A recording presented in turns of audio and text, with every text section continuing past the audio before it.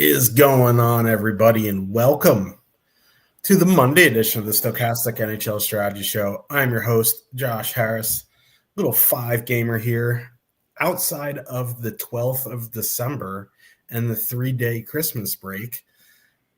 NHL has 5 or more games every day this month, so hooray. We're going to be here a lot this week. I'm pretty sure every day. I'm already tired, but I guess it is Monday. Joining me to break it down, hook 'em horns, and Cliffy, what's going on? Yeah, not a whole lot.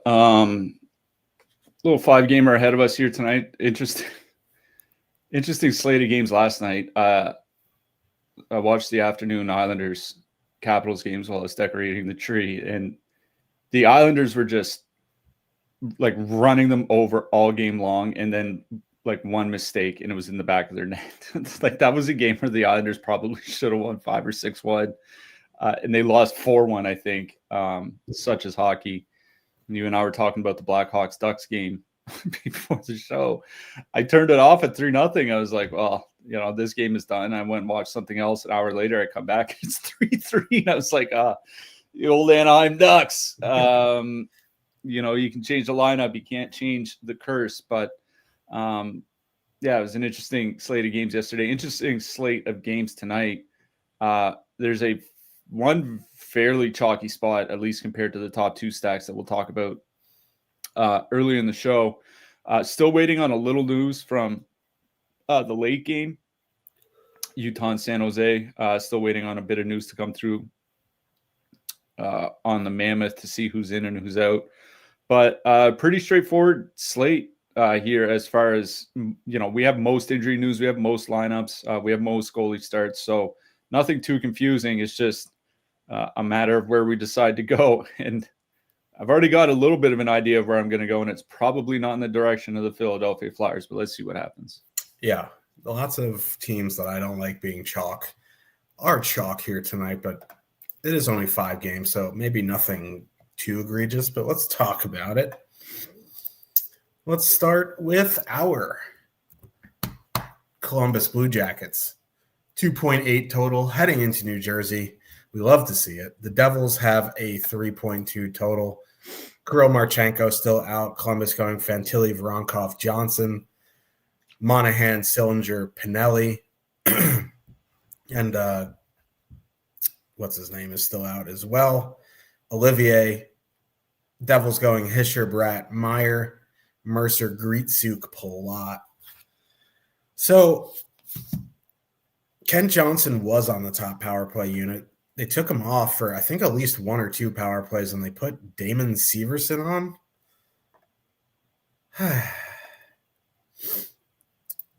I mean, listen, I didn't have a ton of interest in Columbus anyway without Marchenko. Losing top power play time for Kent Johnson makes that line not fully correlated. They are only 14K, but they do have negative leverage, 9.1% top 2, 11.2% projected ownership. They've been fine in their very small sample, but again, like, who is replacing Kirill Marchenko? That guy is not replaceable on the team. So, I think Columbus 1 is fine from a 20 max standpoint. Like, it's a 5-game slate. You don't want to X anyone out. But I don't really want to prioritize Columbus 1 here, despite New Jersey's defensive struggles. Jake Allen's in net. He's been their better goalie by far this season. They're going to see a fair bit of that Nico Hischer line. And while they've been fine, nothing lockdownish, but again, like, without Marchenko, I just have a hard time prioritizing Columbus. So, Columbus is more of an MME play for me. The Devils' top line is where things get interesting. Hischer, Bratt, Meyer, fully correlated at 20,300, 28.4% top 2 stack, 24.9% projected ownership. They have positive leverage. Despite being almost 25% owned, it's a good 5-on-5 spot. It's a good power play spot.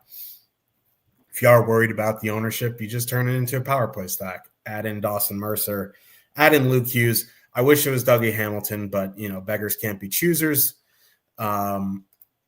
Luke Hughes is fine. It's not like the power play is bad with Hughes. It's just better with Dougie. Pretty sure Dougie was on the top power play in the last game. Was he? Yeah. They keep flip-flopping him. It's always this, then it's that, then it's okay. So, Dougie might be there. Luke Hughes could be there. I do really like NJ1 here. They get heavy minutes. They've been pretty good in a 100-minute sample, 3 expected goals for, 4.3 actual. Controlling the play.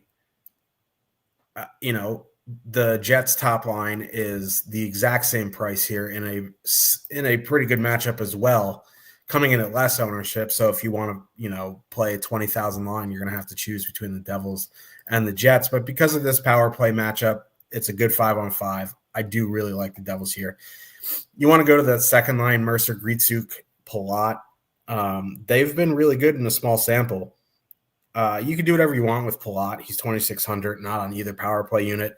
If you're going expensive here tonight, like power play stacking the Jets, and you want a 2-man of Mercer, Grietzuk, I think that's fine. That in their 40 minutes together, they've been very good offensively, so I don't mind that. But if I'm not gonna start my lineup with Mercer, Grietzuk. If I'm gonna play the Devils and start my lineup, it's definitely gonna be NJ1. So New Jersey 1, NJ power play. I think Columbus is MME. Yeah. On the Columbus side, I don't have a ton of interest in the top line. I was looking at Fantilli's numbers without Marchenko and Boone Jenner, which have been 2 of his most common line mates so far this season. 56 shot attempts for, 47 against per 60. Like, there's just not much volume there. You do get 2 guys on the top power play unit with Voronkov and Fantilli. That's worth something, but Columbus is, we say it almost every slate. They're one of the teams that draw the fewest power plays in the league. They're at 2.2 per game over the last 5 weeks. It's the 4th lowest rate in the league. On the season, they're at 2.3 power play opportunities per game. That's 2nd lowest rate in the league. And you mentioned David Severson going to the top power play unit. It's because the top power play unit's been trash. Like, you know what I mean? Like, they had a good week or 2 when the season started, but have been pretty bad for 6 weeks now. So they're trying anything. And for a team with a bad power play that doesn't draw power play opportunities, then you're looking at 5-on-5 and even strength. Fantilli's lines just really haven't done a whole lot. Again, without Marchenko there, or when he was down on the second line, they had some good games. So I'm with you. I'm out on Columbus 1. Columbus 2 is fairly interesting to me, though, because in a small sample, Sean Monahan, Cole Sillinger have generated 75 shot attempts per 60 in around 40 minutes together. They're going to avoid the Hischier line for the most part. You get Monahan on the top power play in case they score, so you have a little bit of exposure there. But again, I don't think it really matters that much.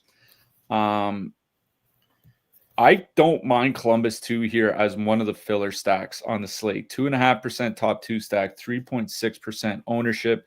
Luca Pinelli's looked pretty good on that line. There's we're Chinnikov fans. There's a reason why Pinelli has been as stuck on that line basically since he got called up, and nobody else has been moved there. It's because he's played well with that line. The only real case for using them here tonight is if you are stacking, you could game stack with New Jersey 1, or you could add them with Winnipeg. It allows you to get to the expensive defensemen like Werenski and so on. So I don't mind Columbus 2 here. I think they're my favorite on the Columbus side. It's almost kind of the same thing on the New Jersey side. You mentioned that they're the same price as Winnipeg. This New Jersey line is coming in at 25% ownership, and Winnipeg 1 is at 14%, with a fairly similar top 2 stack. Winnipeg's is lower by 4.5%, but their ownership is nearly half. So I don't have a big lean on playing New Jersey 1 at home against Columbus or Winnipeg 1 on the road against Buffalo. I would tend to just go to the projections, and by virtue of much lower ownership, I'd way rather play Winnipeg here tonight. So kind of out on New Jersey 1, not like they're a bad play or anything. They're getting good ice time, 20 to 21 minutes basically.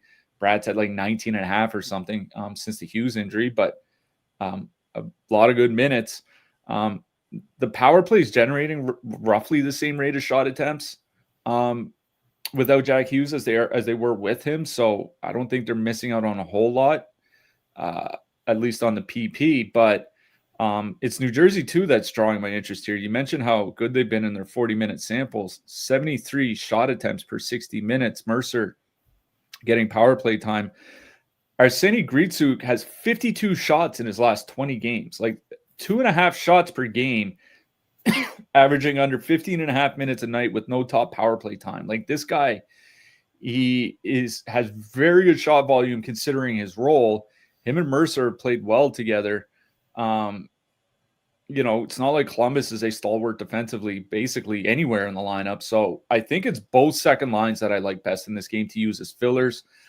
I would personally lean to the New Jersey line, just because it's a home matchup. It gives me a slight edge, and I don't have there's no real daylight between the two for me. So it's the team at home. But I think both are perfectly fine here. I think those are a couple fillers that if you're playing, you can use Columbus 2 game stacking with New Jersey 1. You can use New Jersey 2 if you're playing Winnipeg 1. Like if you're playing expensive stacks here tonight, these are filler stacks that I would look at. That's my interest in this game. Yeah, like I kind of agree with you on New Jersey 1. Like in a nutshell, I'll take half the ownership and go play the Jets against the Sabres. But like if you want to play the Devils here, I'm not gonna tell you no. Like if you feel a little bit hurt by Jesper Bratt recently, I would say I'm with you, and we can hug it out. But like I still would rather play the Jets here, I think. Battle of Pennsylvania. Pittsburgh Penguins, 2.8 total. Heading into Philadelphia, the Flyers have a 3.1. If you've never driven from Pittsburgh to Philly or Philly to Pittsburgh, if you like fireworks and Sheetz gas stations, just don't get the chili cheese dogs, that drive is for you. Otherwise, there is nothing to do. Pittsburgh is going Crosby, Rust, Hayes, Malkin, Mantha, Novak, Kindle, Koivunen, and Heinen. Philadelphia's no. Rutger McGroarty got called up. He's taken Heinen's spot on the third line. I missed that. I see it now. That's my bad. He is the Penguins' top prospect. He was hurt, I'm pretty sure, for a good part of this season. Yeah, and then since coming back, he has 4 goals and 7 points in 5 games in the AHL. Yeah. He was playing up with Crosby at the end of last season. Just if you don't know who he is. Philadelphia going Konechny, Forrester, Cates, Zegras, Tippett, Dvorak, Couturier, Michkov, Brink. I guess I got to start on the Flyer side because there is a tremendous amount of ownership here. Konechny, Forrester, Cates, 12,100, 10.2% top 2, 19.2% projected ownership. Zegras, Tippett, Dvorak, 12K even, 8.3% top 2, 14% projected ownership. Couturier, Michkov, Brink, 10,300, 3.4% top 2, 6.1% projected ownership. Every 40% of lineups here tonight are projected to have a Flyer in it. That's a bit extreme here. And Konechny, Forrester, Cates at 19.2%. Let's talk about that. First of all, they are fully correlated, which people gravitate towards. This is not a good power play matchup. It's, as Cliffy noted, I don't even remember, one of the shows last week, you were saying that not only has goaltending been good on the penalty kill, their shots against metrics have been good as well. Also, this line is really bad at 5-on-5. I know they've been scoring, but in 75 minutes, 1.65 expected goals for actual. They're shooting. It's shooting percentage driven. 49 shots for, 67 against. They're getting dominated in possession. At that ownership, that's an easy fade for me. 19.2%. If you want to do it, have at it.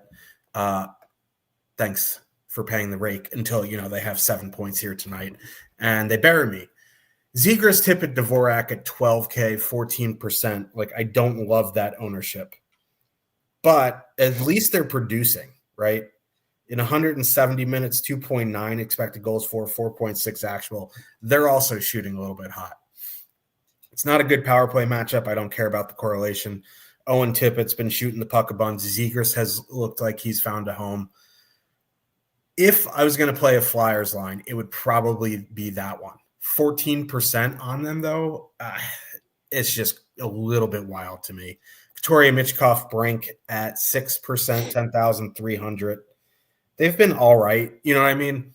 6% is not awful for a line at 10K. If you are power play stacking the Devils and power play stacking the Jets, you do like a Michkov one-off. I think I'm fine with that. A Brink one-off, a two-man of Couturier Michkov. I think that is where I go on the Flyer side. If I had to full stack a line, it would be the Dvorak line, but 14% ownership is a little high for me. No interest in the Cates line. On the Pittsburgh side, we're running into the Kevin Hayes conundrum again. It was Connor Dewar. Now it's Kevin Hayes.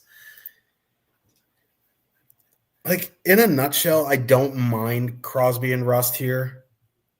Like, the Flyers have been good at 5-on-5. They have a good penalty kill. That Konechny, Forrester, Cates line that they're going to see, though, has been getting outchanced, and Crosby and Rust have been Crosby and Rust this season. Good offensively, bad defensively. But like Kevin Hayes being there, it's just kind of like, do I really want to spend $17,400 on them with Kevin Hayes? You know, you have in that range Buffalo one, which we'll talk about. There's the Sharks, which we'll talk about. They're kind of priced in a weird spot, especially because Kevin Hayes is kind of cheap. And it's not like it's a good power play matchup where you can leave Hayes off and add in Malkin or add in Kindle or something like that. It's just the Flyers have a good penalty kill. So, like, I'm fine with Pittsburgh one. I know it's different price points. I think I'd rather play Pittsburgh one than Columbus one in a vacuum. But at that price, I'm probably taking a pass. You know, if you want to go to Malkin, Novak or something like that, or Kindle, Koivunen, Rucker McGrody's not in the player pool. Imagine that. I don't mind it. So, like, Pittsburgh's more of an MME play for me. Flyers are mostly a fade for me. Don't mind a Michkov or Brink one off. If I had a full stack of line, it'd be the Dvorak line, but I don't love the ownership. So I'm going to start on the Philly side here. And I can say I haven't made my lineup yet, so don't hold me to this, but I can say with relative confidence, I will not be stacking the Flyers here tonight. Like you said, if the ownership holds up, 40% of lineups are going to have some sort of Flyer stack in them. Just to kind of get some bearings of where we're at here. Over the last 15 games in the NHL, the Penguins are top 10 by expected goals against, about middle of the league by actual goals against. Both better numbers than the Flyers. If you look over the last 10 games, Penguins are 6th by expected goals against, 15th by goals against. Once again, both numbers better than the Flyers. So it's not to say this is a bad matchup for the Flyers. It's to say that the Penguins are an above average defensive team and have been as good, if not better than the Flyers defensively for the month of November. And 40% of people are going to have some sort of Flyer stack, and about 11 or 12% of people are going to have some sort of Penguin stack. I get that it's price driven. It just feels like an easy fade for me. Like, they're all coming in as wild chalk. And like I said, it's not a bad matchup for the Flyers, but I don't think it's not a good one. This isn't some sort of slam dunk matchup where you're playing the 23-24 Chicago Blackhawks or something like that. Pittsburgh does have a very, very good penalty kill, as you mentioned, over the last 5 weeks.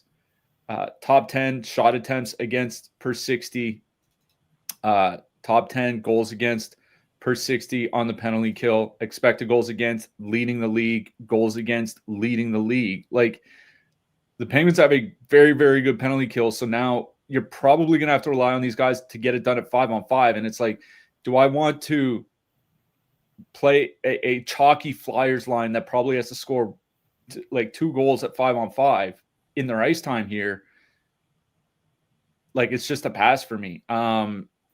If anything, I guess I would probably play the Couturier line.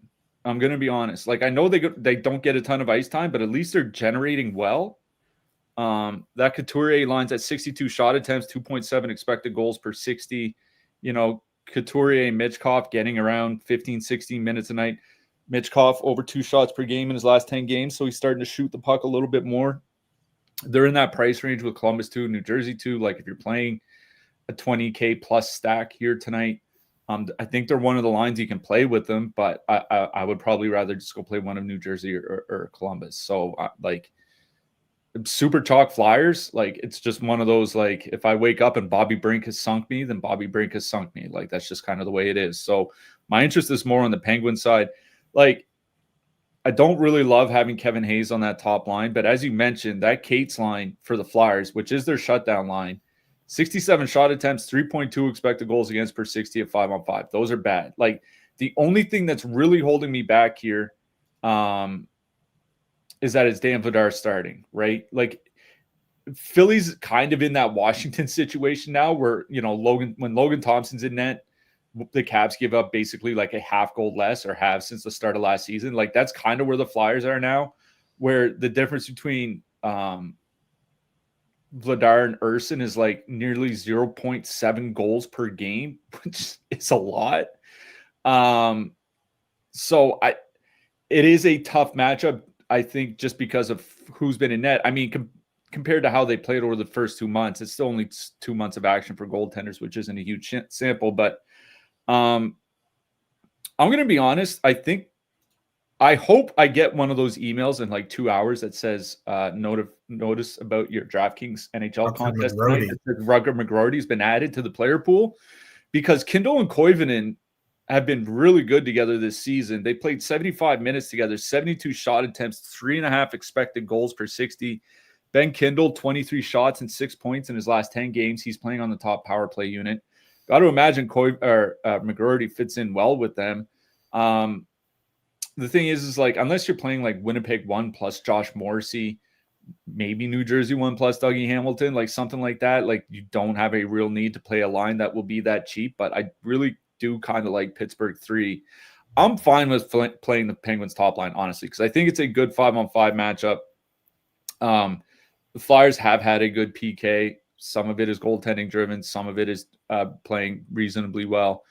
I don't have an issue playing Pitt 1. I think there are other lines in that price range I'd rather play. Honestly, I think I'd rather play one of the second or third lines, depending on how much salary I need. And I hope McGroarty gets added, because Kindle and Koivunen have been very good together this year. Yeah. I guess I should just put it into the universe. I should have specified better.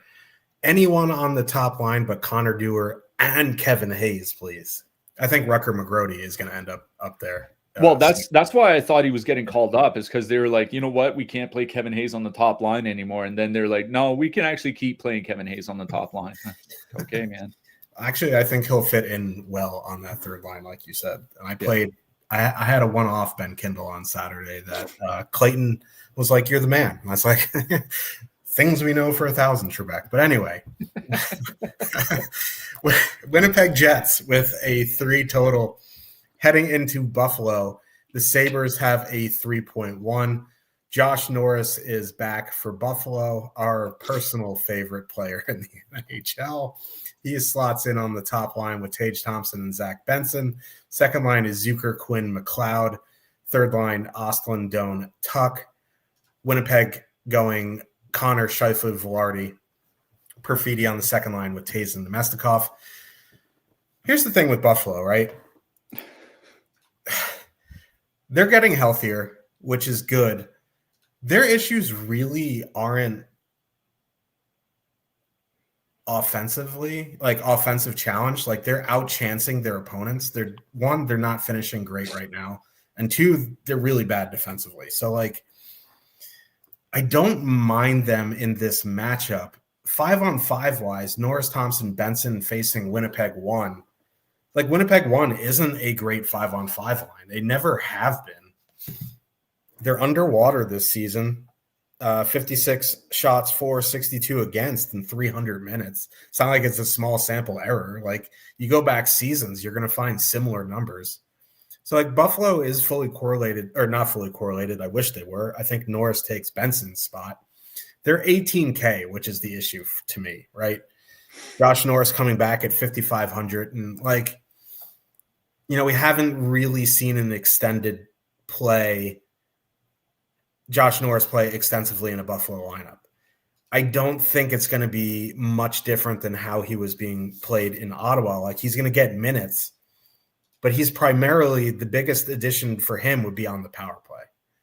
Like 5-on-5, yeah, like maybe he's an upgrade from Noah Ostlund or Tage Thompson being in the center from like center responsibilities or something like that. But I don't think he's going to, really change the dynamic for the Sabres at 5-on-5. So I don't mind them just because they're coming in at 3.4% and it's a decent matchup. Like Comrie's been good. Don't get me wrong. He's still a downgrade from Hellebuck, but you could do a lot worse than Eric Comrie in the NHL. So I think I'm not going to prioritize them, but I think in 20 max, like they're a very interesting play just because of the ownership. They are a little bit overpriced right now, but that's going to depress the ownership. So I honestly don't mind them. Buffalo 2 is where things get interesting for me. McLeod, Quinn, Zucker at 11,200. They've been really good in a 60-minute sample, which is still a small sample.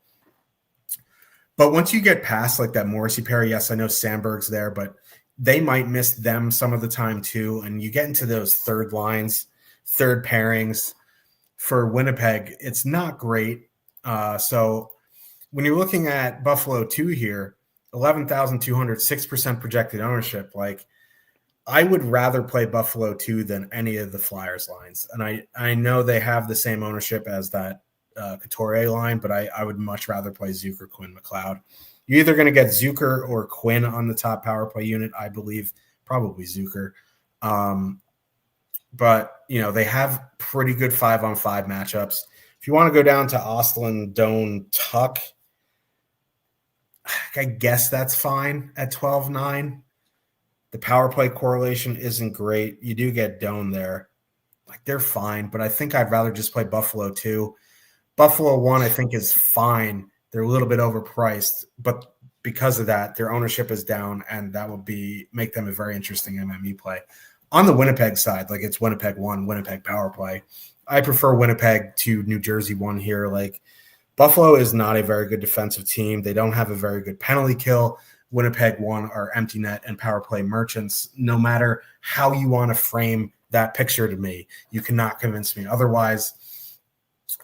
So I do really like Winnipeg 1, Winnipeg power play. You want to one-off Cole Perfidi, you want to put him into the stack, that's fine. But for me, by far, Winnipeg 1. I think there's stuff to like on Buffalo. I prefer like single entry go cheap with the filler with Buffalo 2. Yeah, I'm glad you brought up the point about Josh Morrissey and Dylan DeMello, the top pair, and then what comes after that for Winnipeg on the blue line. Like if you look at the whole season, when Winnipeg has DeMello and Morrissey on the ice, they're at 2 expected goals against per 60. When they're off the ice, it's 3.2 expected goals against per 60. Now, a lot of those games were up without Dylan Sandberg. If you look at the minutes since Dylan Sandberg came back, without the top pair on the ice, Winnipeg's still at 2.6 expected goals against per 60, which is below average. Like even worse. Yeah. Even with Sandberg playing pretty well and driving good results on the second pair, the third pair is just atrocious. So if you can get any line away from the Winnipeg top pair and they see even, a half dozen shifts against that third pair for the Jets, it's feast time for the Sabres. And I say that realizing that we're relying on the Buffalo Sabres not to choke here tonight, which listen, I've been playing DFS for a while. I've actually been playing DFS for as long as the Sabres have been missing the playoffs. So yeah, I'm kind of with you. I don't mind Buffalo 1 just because at 18K with 2 of the 3 on the top power play unit, Winnipeg has a penalty kill save percentage problem, which I think might directly be tied to a Connor Hellebuck is injured problem.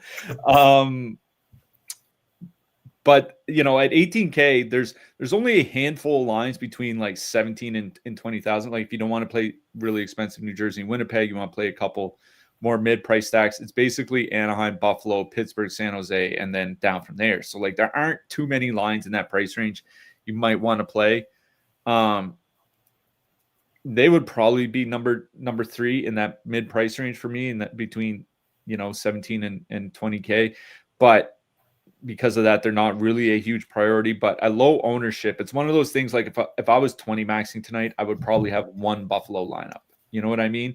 If I was, if I'm playing 100 lineups, I might have like 5 or 6, just because you will get 2 out of the 3 on the top power play.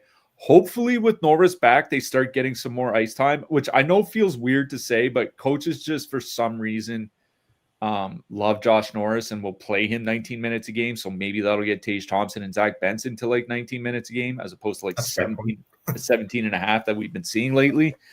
But it is the Buffalo depth lines that I think are kind of more interesting here. Alex Tuch and Josh Doan have played 120 minutes without Tage Thompson, 77 shot attempts, 4.1 expected goals per 60 in their minutes together. Even though Alex Tuch hasn't been getting much power play time lately, 26 shots and 8 points in his last 10 games. I think that Buffalo line of Tuch, Doan, and Oslin at 12,900 is one of those stacks you can use to avoid super chalky flyers or something like that. And they're a filler you can put in with, New Jersey or Anaheim or something like that. You can still get an expensive defenseman in your lineup. So I don't mind that Tuch, Doan, Oslin line whatsoever. If you want to go to the Quinn, Zucker, McLeod line, they've been getting some good ice time lately, 17 and a half to 19 and a half minutes. Like they've kind of almost been the top line, which is like weird to say. I don't think that'll be the case with Josh Norris back though. They've been playing pretty well, 64 shot attempts, 4.4 expected goals per 60. You do get Zucker on the top power play, 11,200. I'd rather just pay this 1,700 and save myself half the ownership. So that's why I like Tuch, Doan, and Oslin here. You want to just one-off Doan or Tuch or something like that, I think that's perfectly fine. But I do like that Buffalo side, especially where, once you get to those second and third lines and the third pair for Winnipeg, it is tough sledding, man. It is not pretty to watch. On the Winnipeg side, like you're right, it's a top liner bust for me.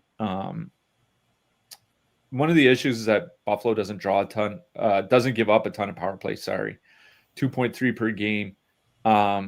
It's the third lowest rate over the last 5 weeks in the NHL. So Winnipeg may not get a ton of opportunities here. Like I said, I would rather play Winnipeg 1. They're at 2.9 expected goals per 60 since Dylan Sandberg came back. Now it's not like they have to just survive their whatever shifts they play without Josh Morrissey. They actually have another defense pair that can move the puck to them. So they're actually creating a little bit more. They're all getting, or they're not all getting. Velarde's around 18 minutes, but Scheifele and Connor are playing their customary 20 to 21 minutes. I don't mind Winnipeg 1 here. Like I said, I'd rather play them than New Jersey. I don't think I'm going to be playing either of the 20K lines. I haven't made a decision yet, though. But for me, it would go Winnipeg 1, Buffalo 3, and then Buffalo 2 in this game. A lot easier when we agree than when I say I like Nashville chalk and you have to bury me 6 feet under and end up being right 5 hours later. Could have just saved the trouble. Super Bowl 24 for Frostback. Anaheim Ducks, 2.8 total. Heading into St. Louis, the Fighting Hosses have a 3.3. Jimmy Snuggerud is getting surgery. He is out for 6 weeks. Alexei Torpachenko, someone said he got hurt trying to deep fry a turkey. I'm not sure if that's true or not, but I want to believe it is. He is out as well. Let me pull up the lines here because we still have Snuggy Bear in the top stacks. The Blues are going Thomas, Kyrou, Neighbors, Dvorsky, Buchnevich, Shen, Holloway, Bukestad, Joseph. Ducks played yesterday, absolutely blew it to the Hawks. They are going to assuming they don't blow up their lines, they're going to go back Carlson, Gauthier, Terry, Kreider, McTavish, Seneca.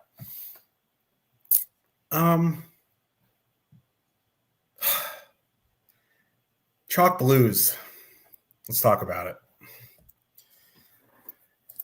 I think 50 Cent said it best when he said, I don't want to talk about it. Well, he would know better than me. He's been shot at. I have not.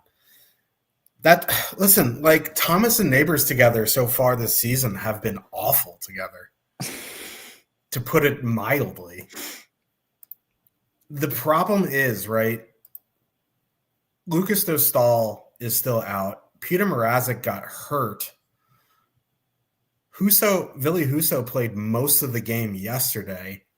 So at best, the Ducks are running back out. Ville Husso back-to-back on the road. I think, like, I don't want to play Chalk Blues because they're 18.5% projected. Like, the impossible question, would you rather play Chalk Blues or Chalk Flyers? I think the answer to that question is seppuku, and we'll just commit it. I was going to say set fire to my computer and just move into the woods. Yeah, try to deep fry a turkey, put it on camera, blow up my house. I don't think I want to play Thomas Kyrou Neighbors. Like, you can. They're 14,700. They do have a 13.1% top two stack. It's just that, like, Thomas and Neighbors are just bad. Like, I think one-off in Kyrou is fine. For me, though, I think I would go to that second line of Dvorsky, Buchnevich, and Shen. We'll have to see what the ownership looks like on that line. I think it's going to come in around 5-ish%. Like, none of these Ducks lines are good defensively. They don't have a good penalty kill, but let's be honest, like, the Blues power play is bad. But you do get Dvorsky and Buchnevich on the Fowler unit, which is for something there. So I'd rather go to Dvorsky, Buchnevich, Shen for me there. The Blues do have the highest total on the night. It has come down throughout the day, though, from 3.2 to 3.3, which is bad considering how banged up the Ducks are right now. So for me, it would be St. Louis 2. You want to do a Holloway one-off, I think that's fine, a Kyrou one-off. But for me, St. Louis 2. On the Ducks side, like, I know they're just trash defensively, but at least, like, Cutter Gauthier just does not stop shooting at all. Like, they're 19K, Gauthier, Carlson, Terry, 18.2% top two, 11.3% projected ownership. I know they're back-to-back on the road, but I almost just want to power play stack the Ducks instead of playing the Devils or the Jets.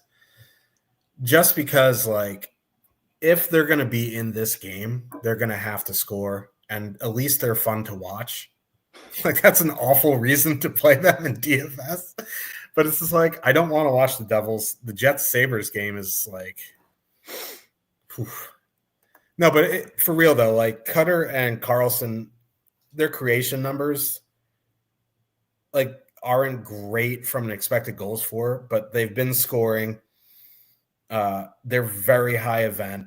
So I think Anaheim 1 is completely fine here with positive leverage. You want to go to Kreider, McTavish, Seneca at 13K and 1.5%. I'm fine with them as a filler. Kreider, arguably the most important player on that power play. So, you know, Seneca does get some top power play time as well. I'm fine with them at 13K. It's Anaheim 1 and St. Louis 2 for me. Yeah. You know, St. Louis 2, that Shen line, I was actually surprised to see them at 75 shot attempts per 60 in their 50 minutes together. Usually Braden Shen lines really focus on quality over quantity. It hasn't really been the case with them. You know, it is a good matchup. Like, we do love Anaheim, but, you know, let's face facts here. Over the last 15 games, Anaheim Ducks are, I believe, they're 27th by expected goals against per 60 in the league. Over the last 10 games, I believe they're 28th. So no, defense is not their forte. And now you got Billy Husso in net, and not Dostal or even Peter Mrazek. So this is a really good matchup for the Blues. It is interesting that the team total has come down through the day, because when I was going through the slate this morning, it was at 3.5, and I was like, I know it's Husso and I know it's back-to-back, but that seems a little high for the St. Louis Blues. And then like 3 hours later, it's down to 3.3. The thing that's kind of bugging me here is St. Louis kind of changed up their power play units a little bit last game. They added Jordan Kyrou to the top unit. So that would give, Thomas and Kyrou at least some power play correlation. And I would make an argument that Kyrou's probably been their best forward from the start of the season until now, which is kind of funny because he also got healthy scratched by the coach for playing bad. Yeah. Anyways, it's been that kind of season. They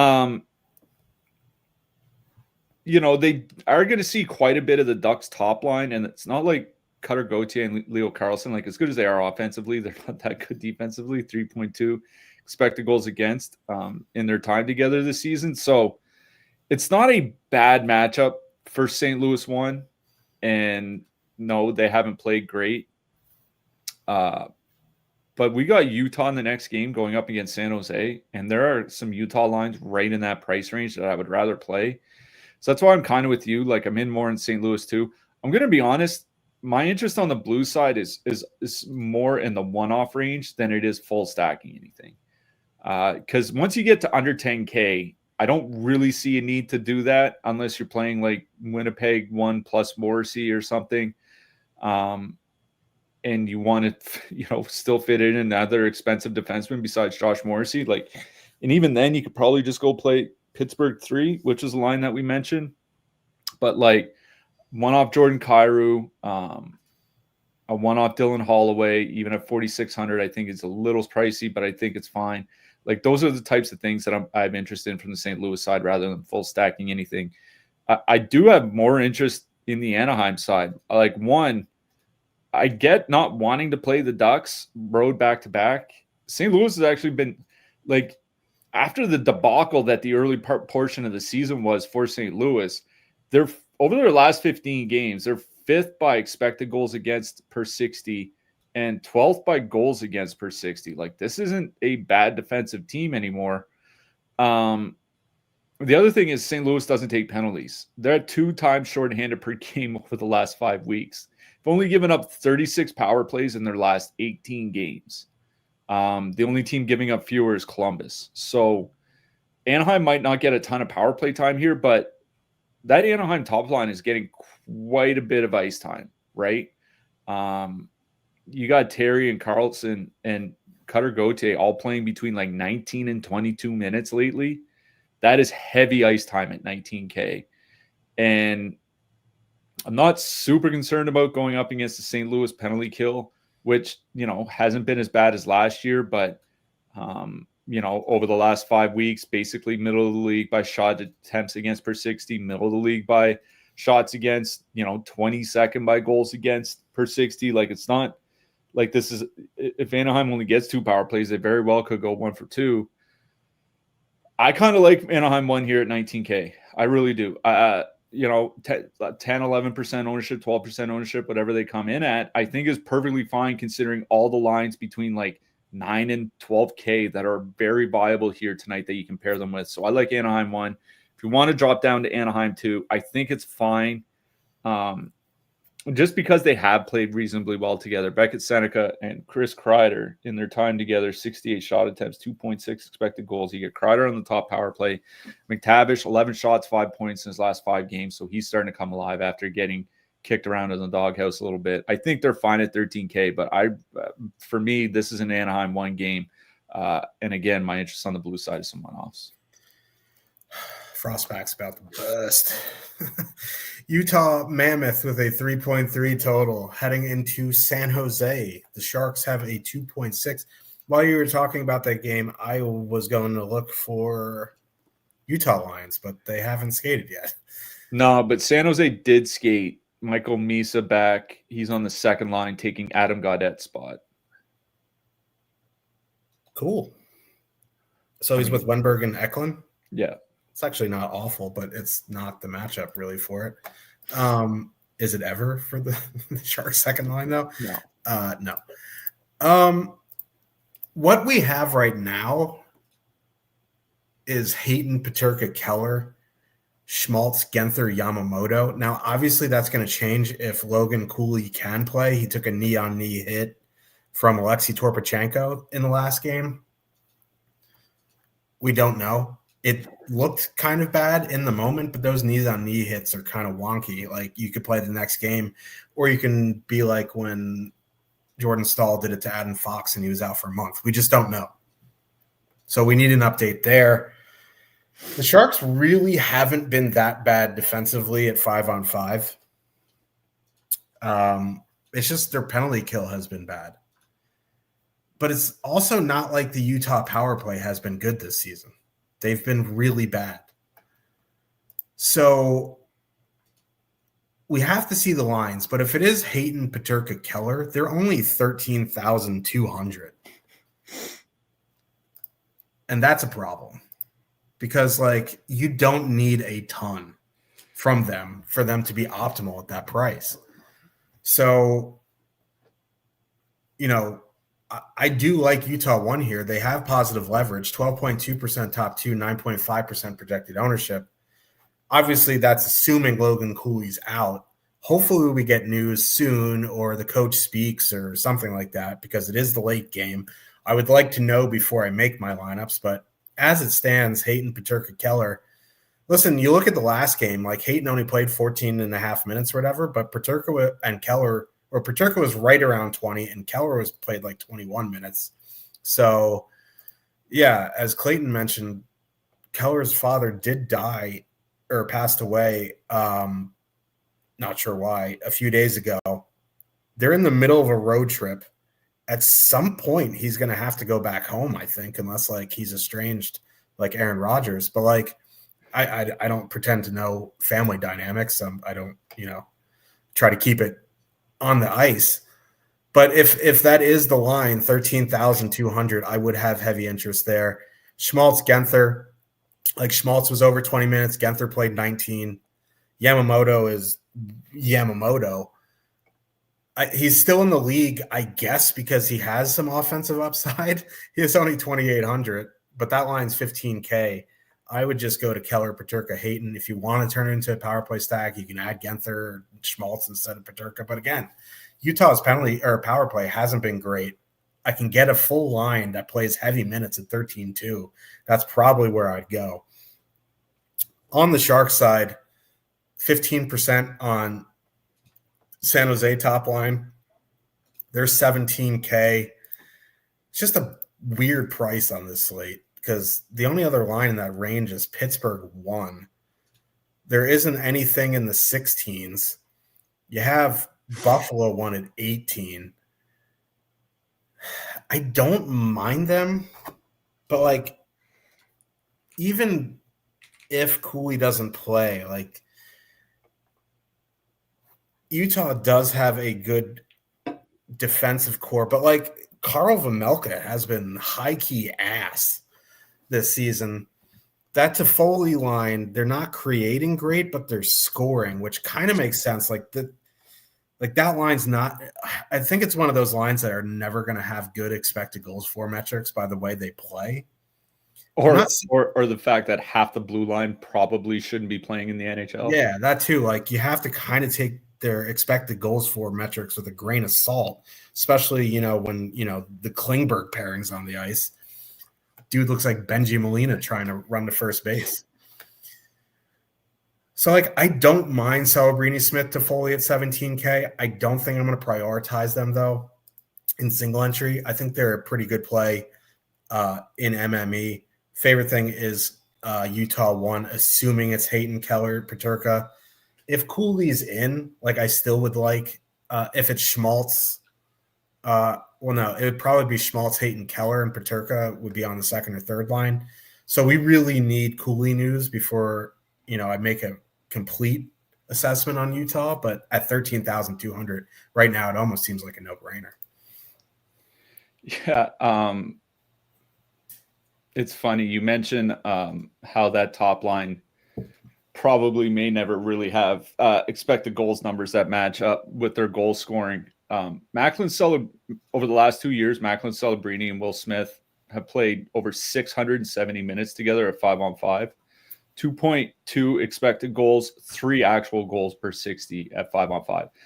The expected goals rate is below average. The actual goals rate is like 20% above average. And I think that's why like expected goals numbers can sometimes not tell the whole story.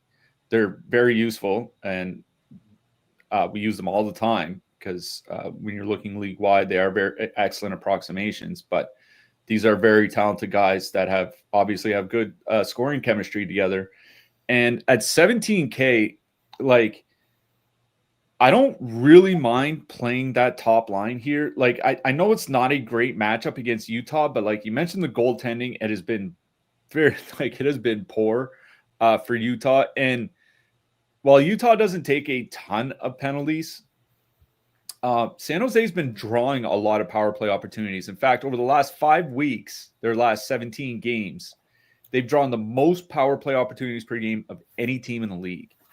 And yes, John Klingberg is back on the power play. Why? I don't know. But they could get 3, 4, 5 cracks at the power play here. You know, if they can go like 1 for 4, get an even strength goal, and all of a sudden you're cooking. I think you can take Toffoli off and just put Eklund on if you want. Listen, Toffoli played a little over 16 minutes in the last game, but if you look at his logs before that, 11, 12, 13, 14, 14, 15 and a half, 14, 14. Like, he played 16 minutes on Saturday night, and it was the first time in 13 games he played at least 16 minutes. And the guy's 5K. Or 4,100, sorry. And Eklund's only 5K. So I think I'd be fine paying the extra $900 and just getting Eklund there and getting more power play exposure. So I kind of like San Jose 1 here. San Jose 2, like, I guess they're fine with Misa there. You know, Misa's min price, 2,500. Like, you get Eklund and Wenberg on the top power play. You can put them with New Jersey 1 or Winnipeg 1 if you want. Like, they are one of those cheap stacks that I think you can go to if you don't want to play super chalk flyers or whatever, and use them as a filler stack to go with your more expensive stacks. But I really do like San Jose 1 here. On the Utah side, I was looking for Clayton Keller's numbers, 5-on-5 numbers over the last 2 years when he doesn't have Nick Schmaltz on the line with him. 51 shot attempts, 2.3 expected goals per 60. It's not good. And I don't think this is going to be a case like with San Jose where all of a sudden you add Barrett Hayton and then now this is a line that shoots 13%. That's just not the way it's going to work. So I'm kind of out on Utah 1. I don't mind playing them for this reason, is that it is a really good power play matchup for them. You mentioned the Sharks penalty kill, just not very good. The only reason the Sharks have been able to kind of hold the fort a bit on the PKs, their penalty kill has a .933 save percentage over the last 5 weeks. It's not something that's going to hold up. Sharks take a goat. Yeah, that's true. Sharks do take a lot of penalties, 5th most in the league over the last 5 weeks. Utah doesn't draw a ton of power play opportunities, but you know, they may here tonight against a team that takes a lot of penalties. So in that sense, I don't mind Utah 1. Going to be honest, this is another one of those games where I don't mind the third line, like a 2-man of like Carcone and Krause or something like that. If you want to play like a Winnipeg power play or New Jersey power play or something like that, I think it's one of those fillers you can go to. Schmaltz and Genther, I think, makes a fine 2-man, but I'm kind of like you. Like, I'm waiting on news for what this lineup is actually going to look like, because I don't think this is actually what the lineup is going to look like when we start. The only line I have any confidence in is actually going to be a line for warm-ups is Krause, Carcone, and McBain. So I think my favorite thing in this game might actually just be like Schmaltz and Genther on the Utah side anyway. Genther finally got some ice time in his last game. He has 38 shots in his last 10 games. Genther has over 18 minutes in 2 of his 3 last games, which is nice to see because he was playing 15, 16 minutes fairly regularly there for a while. If they do have some injuries to work through, those top guys are going to get more minutes. So I think it's a 2-man of Schmaltz and Genther I like best. I don't mind Utah 3 if you need a super cheap filler, but San Jose 1 is where my interest is here. Yeah, I mean, I know the Keller numbers without Schmaltz, but a lot of that was with like not JJ Peterka. Yeah, that's true. I mean, but they still had some talented wingers. Like they still had Dylan Genther. They still had, Phil Kessel. When he wasn't the center, like when Schmaltz was in the center, sometimes he'd play with Logan Cooley too. Like it's not like he was playing with Kevin Stenlund every game. That just made me think of Zoolander. They'll be looking for us at Maury's, but they won't be looking for not us. But anyway, going to 5-game shows, you never know what you're going to get. Let's go to the defenseman here. Top of the board, 5K. Well, Werenski, Dahlin, Morrissey, Carlson, Hamilton, Sergachev, Lacombe, Luke Hughes. That's 4,500 and up. Werenski in a class of his own at 8K, both by price and by projection. I would imagine he is number 1 by a mile in the stochastic projections. He would be my favorite play on Columbus here tonight. I probably just went off him, even if I didn't want to play Columbus skaters. I think Morrissey's in a pretty good spot here. Don't mind Rasmus Dahlin. He plays just an absolute ton. Dougie, I think, is fine at 5,300. Even if he doesn't get power play time, he's been consistently over 20 minutes, which is a big change from last year. Jackson Lacombe, I know he didn't have a great game yesterday, but he's been playing a ton. He's on that top power play unit. And Luke Hughes is fine as well. He's been playing 22 plus, does get some power play time, but easily Werenski 1, Morrissey 2, Rasmus 3. Yeah, Werenski does have the highest projection. It's by like 2.6 points higher than Rasmus Dahlin. Obviously, he's priced higher, but he also has a higher fantasy points per $1,000 amongst the expensive defensemen. So yeah, it is Werenski at the top of the board. Certainly don't mind putting Dahlin in the Winnipeg matchups. I don't hate the idea of putting Josh Morrissey in. If you have the price for a one-off or something like that, especially where his shot blocking rate is, I think it's the highest in like 7 or 8 years, but he's also not shooting the puck very much. He's only at 1.6 shots per game this season. This is a guy that's usually between like 2.2 and 2.5. So you're kind of trading shots on goal for block shots, which it's okay, but I'd rather the offensive shots than the defensive shot blocking. Like at that price range, I'd probably just go play Dahlin. But yeah, Werenski's the best at the top. Dougie certainly, I think, is very much in play. It just feels like New Jersey's just at a spot now where if they get 3 power plays, like Dougie and Luke and Nemec are like they could each get a turn on power play 1. It's just that's kind of the rotation they're going with. I don't know why, but yeah, Dougie, Sergachev, if you're playing Utah, I think is fine. Jackson Lacombe, like I know they're not pricing this guy above. It doesn't seem like they're in any hurry to price him above 5K anytime soon. And, I was saying on a show recently how he was due for some positive regression. Well, he has 3 goals, 7 points, 18 shots, and 11 blocks in his last 8 games. Like the positive regression is here and then he's not getting more expensive. So I like Jackson Lacombe. Obligatory. The St. Louis Blues are playing. So Colton Parayko mentioned. I got to stop eventually. He's getting cheaper. There's a reason why. I guess it is a good matchup for him. It's a good matchup for Philip Broberg as well. Broberg's getting good minutes, even though without the power play time, he's fine. Simon Nemec, he's projecting well. Dylan Sandberg, pretty good matchup, even on the road. Doesn't have Neil Pionk as his partner. He's not getting a ton of minutes lately. Hopefully he starts to see some more ice time. Matthias Samuelsson, perfectly fine for Buffalo, under 4K. Olin Zellweger, around 18 to 19 minutes a game. He's getting very involved offensively. Don't mind him. Under 3K, Radko Gudas,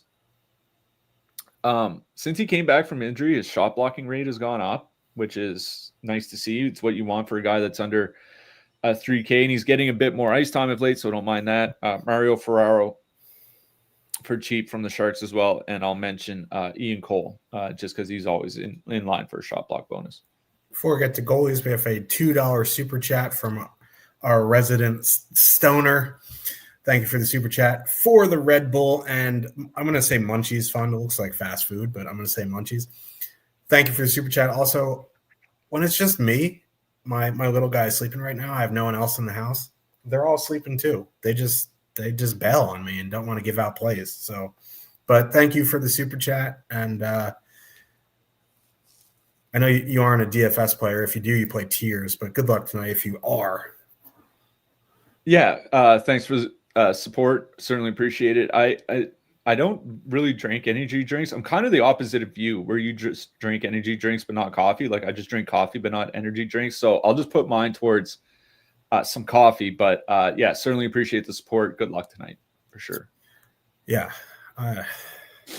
my heart would appreciate it if I just started sucking down coffee instead of energy drinks. But anyway, goalies. The Ducks called up a goalie that I definitely should attempt to pronounce just for the shits and giggles. Vyacheslav Butiets. Don't know if he's even starting here tonight, but he is a large mammal with a 878 save percentage in the AHL this season. So, yikes. Jake Allen, I think at 8,400 is fine in cash. Don't know if I want to get there in GPPs. He is coming off a 42 save shutout against the Sabres, but I don't particularly love spending 8,400 on my goalies. Ville Husso is starting for the Ducks. Like, man, like goalie tonight is just a mess. Yaroslav Askarov at 7,200 makes some sense here. Don't mind Mr. Lickens at 7K. Ukko-Pekka Luukkonen, if the Sabres don't take penalties, I think can be okay. And in the mid-range, I hate that I'm saying this, but I think Jordan Binnington is fine. Yeah, guess what? Jordan Binnington, number one by fantasy projections on Stochastic here tonight. Also number one by projected fantasy points per $1,000. All you Jordan Binnington fans out there, good luck with all that tonight. Yeah, I like Vladar at 7,900. He's just been really, really good this season. Could see it's probably going to be low event. You know, he's projected, I think, for the third fewest saves tonight. Nice thing is he's also projected for the third fewest goals against. So I don't mind Vladar. Yeah, Jake Allen, certainly, I think, very much in play here tonight. He's projected for the fourth most saves on the board. So don't mind Jake Allen. For a cheaper goalie, like I think it's Askarov for me. You know, Utah typically doesn't generate a ton of volume, but Askarov has been really, really good this season, and he the only thing that kind of worries me is the Sharks taking penalties, but he's been able to play well through that despite that. So I don't mind Askarov. What I will say is I think Merzlikins has the highest projected save total here tonight, which is nice. Also has the third highest goals against total, so it is what it is. But Tristan Jarry is probably the cheap, you know, relatively cheap goalie, 7,500 that I would go for. So for me, it's Vladar, Jake Allen, Tristan Jarry, Yaroslav Askarov. Could you imagine saying that last season and like saying it with your chest and believing it? I mean, I was just kind of thinking to myself earlier today, like, imagine going back 2 months and being like, listen, on the 1st of December, we're going to have Philadelphia and Pittsburgh on the slate, and Tristan Jarry and Dan Vladar might be the two best goalie options. We are a team. That's what that reminds me of, the Sens old GM there. We will be back tomorrow, a little bit bigger slate, I think 10 games. Who you liking for your hat trick pick? Yeah, before we go too deep, Logan Cooley is on the ice for morning skate. He's on a line with Nick Schmaltz and Dylan Genther, and Keller Peterka and Hayton are staying together. So the second line looks like Schmaltz, Genther, Cooley. Hey, girl, hey. That might change things. I really do like that line. We'll see what Top Stacks has to say about it. But yeah, my hat trick pick, screw it, Dylan Holloway. I was going to go Dylan Holloway too, just because I wanted to say blue. Here we go.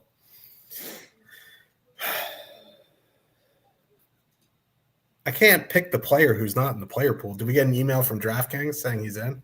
I haven't checked my emails, but I don't. Nope. Probably not that lucky. Yeah. I'm going to go William Eklund. Yeah, I like it. Don't mind the Sharks here tonight. Yep. It would have been Rucker McGrody if he was in the player pool. But, yeah, we will be back tomorrow, 10-game slate. Good luck, everybody, and we'll see you in the Discord. Good luck tonight, everyone.